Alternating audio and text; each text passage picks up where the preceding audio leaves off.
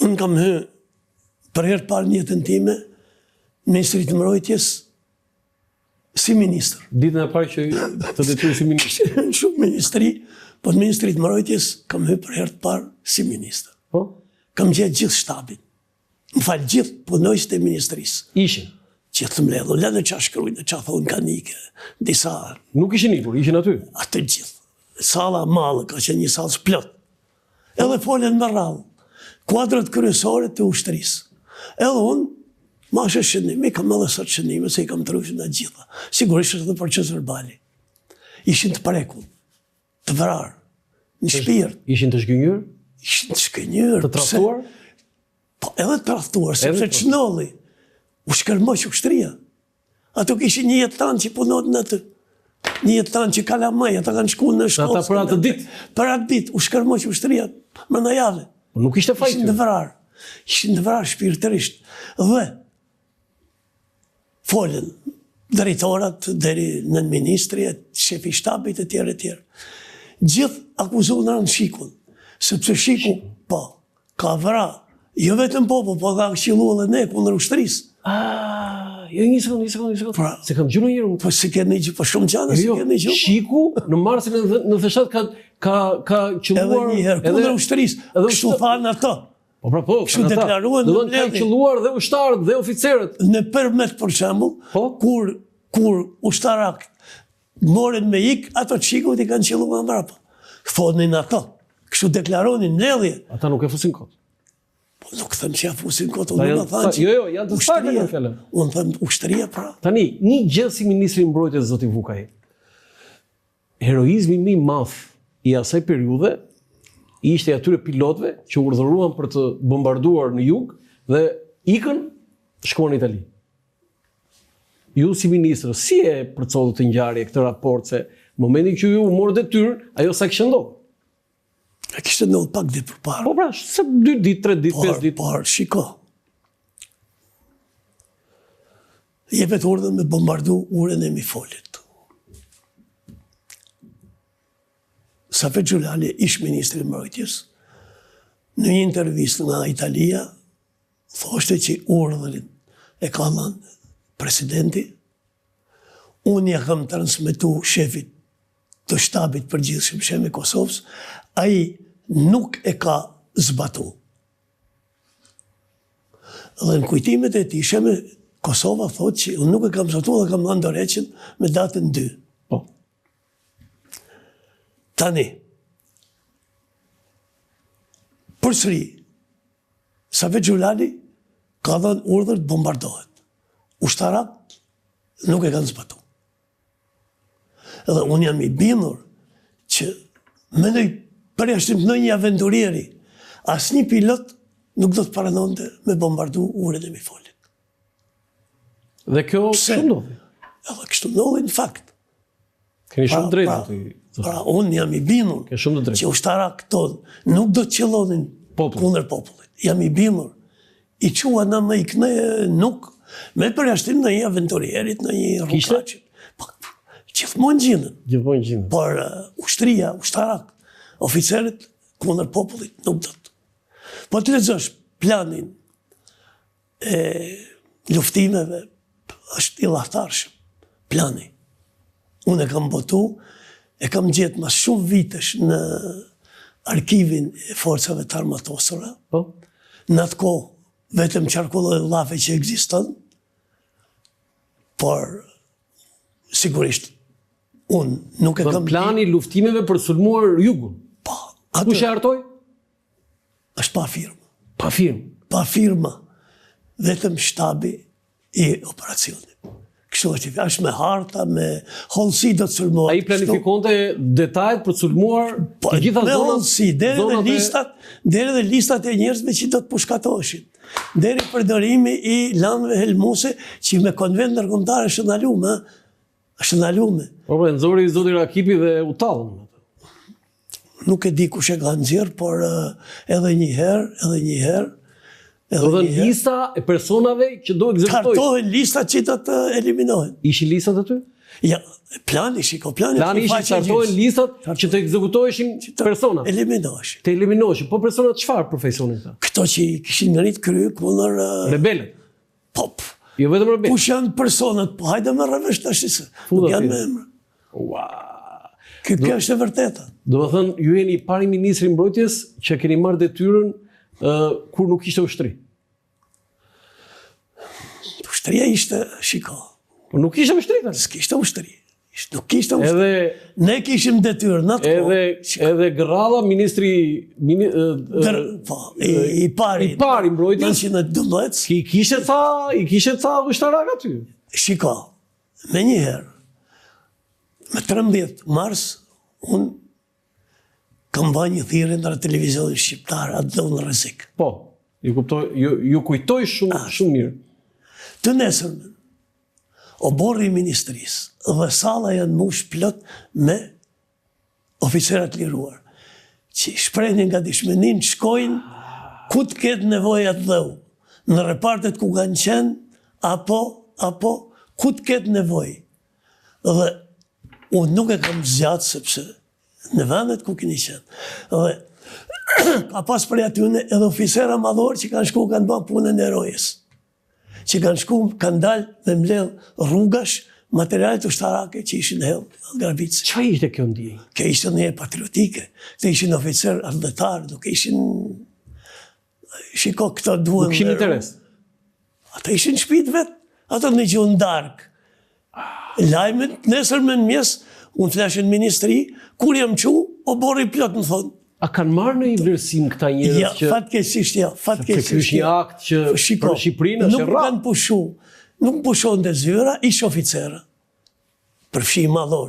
Gjitha kategorive. Të larguar nga puna? Edhe ishtë burgosët, kosët dhe vërhoqë. Që nga Sadik Bekteshi, që më kanë arë në zyrë, më kanë dhënë këshilla. Për mirë. Se dhat një emër, më thuni disa emër. Që nga edhe një herë, pra... Sadik Bekteshi? Që nga Sadik Bekteshi, Raman Përdaku, pa fol për oficera që ishin deri në fund. Dhe Raman Përdaku të ka rrëzir? Po, në atyre kam njoftë. Seriosisht, në kuptimin e mirë, më mjefshin këshilla. So në ishe civil, nuk... Po, sigurisht, ju ishe politikan. Pra kam fjallet e patriotizmi i këtyre njerëzve. Dhe e bënë me shpirt. Edhe sot kam në shpi 10 letra. Wow. Të asaj kohë që më qodin oficera apo njerëz nga 4 ande e Shqipërisë. Shumë emocionuese është. Mirë, pra, kjo është realiteti. Këta e njerëzit tonë. Pavarësisht pastaj, kur vjen puna me njëri tjetër, njëzien, me shami. Mirë, ajo që tjetër, por kjo është një akt. Kjo është realiteti. Kjo është e vërtet. Më dha disa gjëra, sidomos ky plani për bombardimin që ju e keni gjetur, po pa firmë, ëh? Është pa firmë. Që nga me hile. Po me hile janë bërë shumë gjana të këne, edhe vazhdojnë me bërë shumë gjana. Shumë gjana. Tani, kemi disa fotografi dhe do ta ndërthurim edhe setin e pyetjeve. Këtu jeni me Boris Jelcin, presidentin e Rusisë. Paraarsin e Putinit. Putinin e takuat? E kam taku njëherë një pritje. Sepse kredencialit e kam dorëzu këti. Po atëherë që ishe Putini? President kur e kam taku një pritje. Kur ishe president Putini? Po. Ishte thjesht dorë një pritje kaq. Një pritje? Si të duk? Shiko.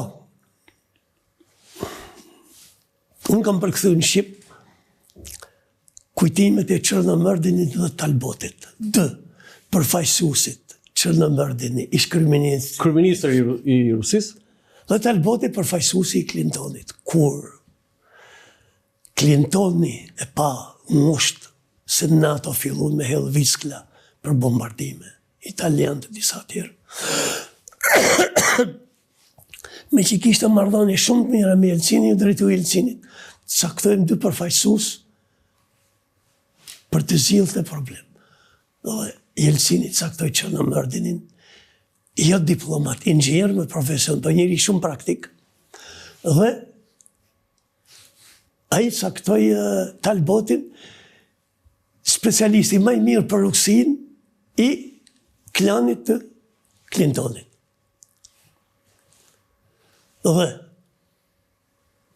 u arrit ajo që u arrit. Deri të tani. Talboti, në kujtimet e tij shkru një gjë shumë interesante.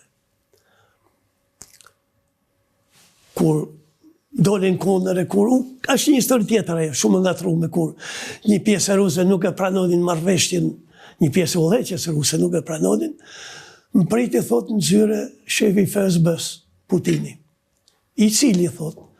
I shërbimit sekret. Po, a i ka qenë në atë kohë, kryetari i shërbimit sekret, i cili nuk ishte në listat tona për kandidat për president. Wow. E shkruaj, nuk ishte në listat tona. Shumë interesant kjo. Dhe, flitë të thot me një za shumë qetë, shumë tullë, kërkonte të imponohi që ne i dim se kush je, i dim edhe punën tonë, se kjo është, ka përkthy kujtimet e Hrushovit në anglisht dhe i ka botu, këtë Talboti, heret. Dhe aje përcakton shumë në njeri, thot, por, mbani përshtypje me një vullnet të jashtëzakonshëm. Tash i Putini, që parë në pushtet, kur ishte në FSB, i hën, po i thëmë me fjalë popullore, ka qenë qef Jelcinit, sa Jelcini afran e bën kryeministër, se ka qenë kryeministër në 5-6 muaj, me mendimin për ta bën president. Dhe kur dha dorëheqjen Jelcini, e përcaktoi populli rus historikisht ka shkuar mas carit. Dhe në këtë rast cari ishte Putin. Ja, cari ishte Jelcini, po ja leta amanet Putini. Ja ta shgoj. Po, edhe. Kështu është e vërtet. Dhe, okej, ju bët një histori të Putinit, po në ato pak minute që takuat, se ju... Unë vetëm dore, kështu, nuk... Po mirë pra, në ato pak minuta që pak... Ja, kam ndjekë, në ke pasat. Jo, ndjekë, ashtë tjeri gjë, në ato pak minuta, qëfar ndjesie ju dha? Se ju jeni, në mos gaboj, ju jeni nga shqiptarët e rrallë që keni takuar... Ja, nuk e di, por... Jo, s'ka tjetër, vetëm ambasadorët që për letrat kredencialet, kaq. Bile këto rusët kanë një praktik tillë, edhe letrat kredenciale i presin një tuf ambasador, 7-8-10 për i herë. Jo si që bëjnë zakonisht presidentët që bëjnë edhe një bisede tjere. Çfarë përshtypje të bëri? Shiko. Putini. Qa nuk ka shkru kur filloi agresioni? Është i smur, është me të meta mendore, është keqmendërisht. I keni lexuar. Kush i shkruaj tek kjo? Edhe pranimi edhe tek ne. Po? Për mu, ai është tepër i zgjuar. Shumë i zgjuar. Për mu. Është shumë racional. Çdo gjë ka të llogaritur. Çdo gjë e ka të llogaritur përpara. Ai arriti brenda një kohë të shkurtë me ju imponu biznesit rus, që në atë kohë ishte katastrofë, në kuptimin... E ngriti ekonomin. Krimi, ju imponu dhe arriti me ngrit ekonomin. Dhe kjo bëni që në gjitha zgjedhjet që janë bënë... Fitoj. Ka fitu me shumicë. E do populli? Po përderisa votojnë për të? Tani, në një diktaturë, votimin e dimne. Po përderisa votojnë për të. Përderisa votojnë. Shiko që bëni, edhe dje për shembull, dje, Jelcini do rriste 14.7% pensionet sociale. Dje. Ko luftën tash, pse i bën të ai? Dje ta e po. Edhe kështu zyrtarisht, kur ishte i KGB-s në Gjermani, ishte me detyrën gazetar, zbuloi CIA se kishte 2 lajme në vit. Jo, ai ka qenë një gazetar, ke gabim. Ai ka qenë drejtor, ai ka qenë drejtor. Më shkruan shumë, nuk po ta them tamam si ka qenë. Ai ka qenë drejtor i shtëpisë kulturës të miqësisë në Dresden. Miqësisë sovjeto-gjermane. Kaq. Dhe botonte në shkrim. Po mirë, kjo është me kulturë, nuk shiko. Kjo nuk është marrë kështu. Kjo është popull. Nuk është as i shtresave të larta, kam parasysh politike, djali i këtij apo nipi i këtij. Baba i tij gjatë luftës. I jati i tij ka qenë gjatë luftës ka bërë punën e karrocierit. I jati i këtij. Po gjyshi? Gjyshi ka qenë guzhinjer me Leninin. Guzhinjeri me Leninin, jo. I Leninin. Në stafin. Në stafin e guzhinjerit. Gjyshi i Putinit ka qenë guzhinjeri i Leninit. në ato mencat që hanin, ke parasysh që ishë mas revolucionit, ashtu ka qenë Buzhinjer. Tani, ky ka jetuar është rritë në Rusi, në Fukaradhekun e asaj kohë, që ushin komunalka. 5-6 familje jetonin një katë, ku se cili kishte një dhomë, se cila familje, me banjot përbashkë, me kuzhinë përbashkë. Kjo është rritë në atë ambjent, dherë 21-22 vjeqë. Në atë ambjent është rritë. Pra nuk është i rritën me kështu. Boris Jelcin, shkurtimisht, që u la për shtypjet? Qa vëndi ka zënë histori?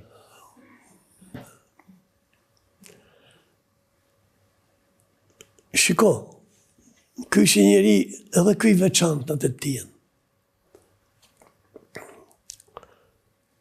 Ky ka qenë volejbolist. Duke që thej trupi gjatë?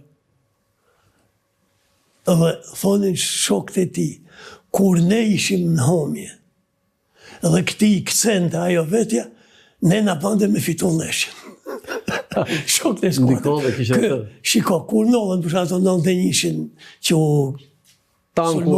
u sulmo, kë hypimi tank. Po për tanku? Pra ishte personi veçanë. Por vitet e fonit degradoj. Nga pia?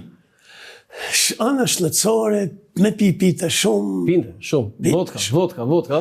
Po nuk po them, por shleti u lallë, edhe ishte, për shumë maj më në kur kam shku në korrik 98-ës, deri në 10 orë nuk në ka prit me dërzu kredencialit. Edhe u banja 15 apo 16 ambasador, në bani bashkë. Edhe më takoj mund të parit, se si mas Kosik ishte shku, kush kishte shku. Për parë. Foto tjetër.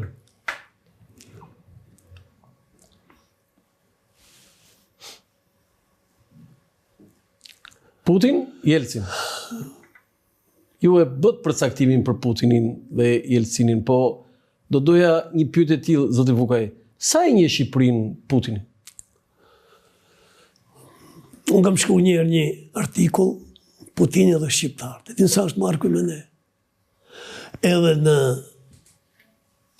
luftën, sa po filloi luftën në Ukrainë, në përmendin e vullnetarët nga Shqipëria dhe nga Kosova, nga Kroacia. Po e mbajmë. Me ne ka dalë punë shumë. Herë mas herët nga ka përmend. Kjo dhe Lavrovi. Na një mirë? Po sigurisht shërbimet punojnë edhe ja qojnë vëndë, ja qojnë gati. Nuk rësërin më marri. Punojnë tjertë dhe ja qojnë gati. Jo, dakord, po e kam fjallën këtu që ne kemi një lloj, ka ngelur ai feeling i viteve 60 të shqiptarëve me rusët për shkak se ju keni studiuar në... Kam qenë student atje. Në Bashkimin Sovjetik. Në Moskë keni qenë student. Ekziston për shkak të kësaj, zoti Vukaj? Shiko. Është një pjesë e nostalgjikëve që kanë studiu atje. Po? Edhe më më pritjet, se mu më ftonin, derisa botova librin, në ftonin e për festa, ku diën pritjet në rishkë. Mas i botova librin, Rusia dhe Moska, disa kohë nuk u ftonin. Nuk të ftonin? Fillon para. Tu e keni fjallë në ambasadë tu? Gjithmonë në ambasadën ruse këto. Po? Mirë po, shifshe që disa nostalgjik me adhurim. Pa ta nostalgjik, ata janë të më shumë. Ta shi kushe njefse. I thonë nga 60, i thonë 65 vjetë. Dhe i bje gati janë 100 vjeqë. Tani, një pyetje kam unë që edhe në bised mes nesh, jashtë emisionit ta kam bërë. Si ka mundësi, zoti Vukaj, që çdo shqiptar që studioi në Moskë, në Bashkimin Sovjetik të asaj kohe, çdo mashkull shqiptar ra në dashuri me një ruse. Unë kam pasur rastin që të kem profesorët e mi, pedagogët e mi, që studionin atje dhe kur na tregoni gjën e parë, ata tregonin historitë e dashurisë, pastaj për studimet. Ç'a ishte kjo? Se shqiptarët studiuan dhe në Pekin, edhe në Shangaj, edhe në Çekoslovaki, në Poloni, po kjo e historisë që çdo mashkull ra dashuri atje ka një. Tash jeta kështu është. Kjo s'ka ndodhur vetëm në Rusi, po ka ndodhur në vende të tjera. Studentët tonë. Jo, kaq masivisht? Edhe njëherë. Kishte një arsye të veçantë? Edhe njëherë, shiko. Nuk është punë. Populli rus në ato vite ka qenë shumë i dashur, shumë i këprit, shumë i afrushëm, në Rusë përgjithësi. Ndaj nesh? Përgjithësi, ndaj të huajve. Me kohë kanë ndryshu. Sot nuk janë më ato që kanë qenë. Nuk janë? Ja. Për shembull, shiko, ka shumë faktor, nuk, por unë po të them një shembull, shumë thjesht. Dikur, kur kam qenë unë student, zezakt, madje hapen edhe Universitetin e Patrice Lumumba, qofse kemi gjuhë, në atë kohë për popujt e Afrikës, për studentët afrikan, adhuroheshin. Sot e din që në Rusi ka shumë pak zezak, sepse kudo një anti i pa imagjinueshëm ndaj zezak. Po ndaj shqiptarëve? Edhe ndaj shqiptarëve, sepse propaganda që është bërë kundër nërtë veçantë, mas ngjarjeve të Kosovës, ka qenë allahtarshme. Ne na kanë rratë 2 studenta tonë dhe i kanë bërë për spital. Studenta në atë kohë? Po. Në cili vit? Në vitet 98, 99... Do ishin studenta në Moskë? Po. Dhe vetëm për shkak të kësaj? Djali im ishte student në Moskë. Në disa ambiente thoshte, unë nuk thote që jem shqiptar. Wow. Sepse ishte kriju një, kaq shumë u fol për ne, kundër nesh, sa u kriju kjo për këto shqiptar, kriminella, hajduta, trafikanta, që nuk thuash për ne. Edhe u kriju kjo se turma është. Shumë interesante kjo, ju studuar në Moskë dhe djali juaj studuar në Moskë. Pa ne, sa i kur ishe unë me punë se... Kur ishit diplomat atje? Po që gjithë fëmijët masaj... Familja juaj është e lidhur me Rusin? Ja, sot nuk. Nuk keni lidhje? Ja, s'kam lidhje. Ka marrë madhe për Moskën? Po shiko, kam shkollë, mos i kam mikë, kam shkollë 2-3 herë në Moskë. Shiko, është tjetër. Kujtoj një politikan francez, shumë vite përpara, thonë të kështu. Shkruante. Çdo i ri në një vend ku ka studiu, rronë gjithmonë dashurin, respektin për atë vend, për atë popull. Kudo? Enver Hoxha thotë ka studiu në Francë. Pse nuk punojmë ne mja kujtu Enver Hoxha të Francës? Kuptën të ashtë. Tani, kush do që të ketë studiu? Në qëfar do vëndë? Po marru në Bulgari. Kam unë shok që kanë studiu një qytet të Bulgarisë. Ato të pare në vend Bulgarinë. Se është rinia. Të më liten shumë gjana. Kështu është jeta. Ka shqiptarë tani në Rusi?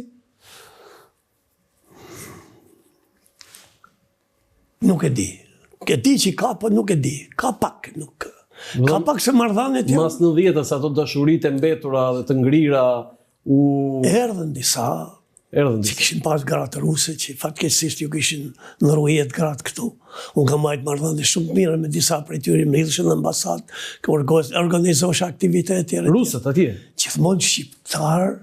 Shqiptar që kishin mbetur atje? Që u kthyen mas 90 në Rusi. Ai që u kthyen në Rusi shqiptar. U ribashkuan? Po ribashkuan se ku mund me bashortë, me të dashurat e tyre. Ish gratë e tyre. Me ish gratë. Unë kërkova pastaj edhe fëmijët tonë, edhe kam gjetë disa fëmijë tonë, të njerëzve tonë. I kam gjetë, i kam afro, i kam ftuar për aktivitete. Fëmijë të kujt personaliteti? Shqiptarëve tonë. S'ka rëndësi të kujt, por të shqiptarëve tonë. Unë e kuptoj. S'ka rëndësi, ka pas disa, jo 1-2. Ismail Kadare ka shkruar poezi shumë të bukur për vajzat ruse. Ka me të më nduket në një. Jo, i ka me emër atje, Lora. Ajo djetë, ajo Lora. Pa të me emër. Po ajo është një lloj personifikimi dhe simboli i foto tjetër. Të bukurat dhe bisha është një nga titujt më të bukur kur Putini bëri një foto me sportistet, morën medalje të artë mos gaboj, në vitin 2022, ekipi gjimnaseve në mos gabojë diçka tjetër, që fituan rusët. Dhe ai bëri një foto si që bën në këto takime. New York Post, të bukurat dhe bisha. Një titull aq më ka pëlqyer. Po. Dhe në fakt filloi lufta, Në 2022. 2022. Ja pra. 6 mart 22. Filloi lufta. Shiko, rusët në përgjithësi janë të bukura. Vajzat. Vajza gara. Pse? Duket këto spjegojnë këto specialistët, është një popull ku në përzije shumë gjakra. Shumë. Ai ka qenë pushtuar nga mongolët, nga tatarët, nga... Për shembull, Rusia sot ka rreth 25 milion musliman. 25 milion? Po nga 143 milion që është Rusia, rreth 25 milion janë musliman. Nuk e di këtë. 25 milion. Pra, Çeçenia. Pa i ngushet e Çeçene, e tjerë, tatare, kjo pjesa tatare, se tatarët janë edhe musliman edhe kristian, por pra këto shpjegojnë kështu. Këta, për kjo përzierje, kanë nxjerrë si një racë e bukur. Foto tjetër? Rroft misia shqiptaro-sovjetike. Ajo është fyqëret e shehun e Xhmia Hoxha. Po. Ishin vite të bukura të marrëdhënieve përtej politikës, të marrëdhënieve popullore mes dy popujve, zoti Vukaj? Shiko, ato ta thash, janë popull shumë mikpritës, popull i dashur, i afrushëm. Në atë kohë. Flasim për në atë kohë. Në atë kohë. Vitet 50-60, vitet 50 deri në 60. Atë u prishën pastaj. Unë ma i mëndë, për shumë, në ambientet e rusëve, gjithë ne studentët, e ndjeshim vetëm shumë mirë. Shumë mirë. Sepse ishin shumë mikprisa, shumë të thjeshtë. Në në shëta zonë, nuk përdu me banë krasim në i popull tjetër. Rusë kanë qenë shumë të afrushim, shumë dashni. Do të thënë, ne nuk ishim populli i preferuar, apo ishim si gjithë tjerët për ta? Si gjithë tjerët, mërë si gjithë tjerët për ta. Por... Ndikoj dhe kjo që 25 milion ishin vrarë luftën e dytë botërore? Të një shifra thonë për ma shumë, po... Më shumë, ha? Ma shumë. Se... 27. Se shifra zyrtare është 50 milion vrarë luftën e dytë botërore.